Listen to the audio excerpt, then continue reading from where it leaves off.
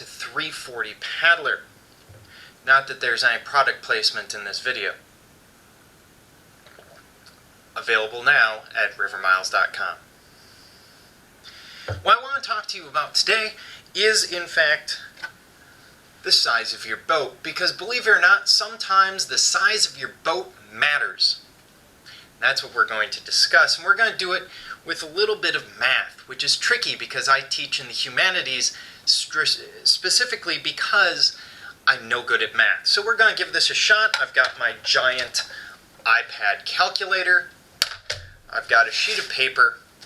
And we're going to run some numbers. So I want to look at 3 different kinds of boats, lengths of boats that people will use in the 340.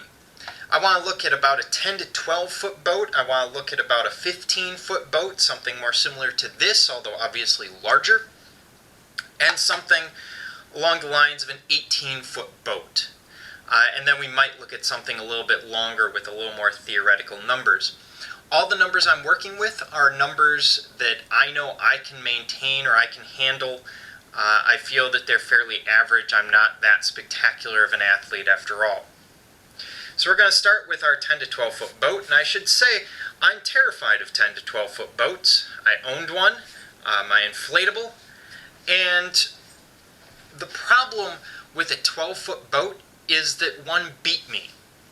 I was in an 18-foot QCC 700 in 2013 and was beaten by someone in a 12-foot wreck boat by an hour and a half. I'm terrified of them. They haunt my very dreams. But in a 10 to 12-foot boat, you can maintain approximately, give or take, I'm going to say about 3.5 miles per hour. So there we go. 10 to 12 foot, 3.5 miles per hour. Let's work that out. Let's add 2.5 miles an hour for rough current speed on the Missouri River. And we get an answer of about 6 miles an hour. What does this mean? 6 miles an hour is enough for you to make Lexington. So in a 10 to 12 foot boat, you can make Lexington, which means you can make Waverly, and as long as you can get off of Waverly and push on into the night, you can finish the race. It won't be convenient, you won't have a lot of stoppage time, but it can be done. So this is going to work out to about 6 mile an hour average. Not too bad, but let's move up a little bit. Now I don't have experience in a 15-foot boat, so I'm kind of making up these numbers based on a 17-foot, 24-inch wide wooden boat that I once owned, which also weighed 70 pounds, so I think we kind of balance out there. So a roughly 15-foot boat, I figure your average paddler can maintain, let's say 4 to 4.5. So let's be conservative and say 4. And when I'm talking about speed, I'm actually talking about flat water speed. In a lake, what can you do? So we're going to say 4 plus 2.5, which is our approximate current speed. And we get to 6.5 miles per hour. You're moving 1 mile an hour faster than required for the 340, which means you'll make it into Lexington in slightly short of 8 hours. So you'll be there about 3 o'clock in the afternoon. Not too shabby, assuming you're a solo paddler, of course. You're going to make it at about 3, 4 o'clock in the afternoon. You're going to be fine. Push on to Waverly. It's great. And that's not a bad speed. That's approximately the speed that I kept my first year or two running the 340. Let's move up to an 18-foot boat. 18-foot boat, let's say you can maintain somewhere around 5.5. 5 to 5.5. So let's be conservative again. We'll say 5, but of course this can be much faster. In an 18-foot surf ski last year, I was able to maintain over 6. But we're going to go with 5 just for the numbers, plus our current.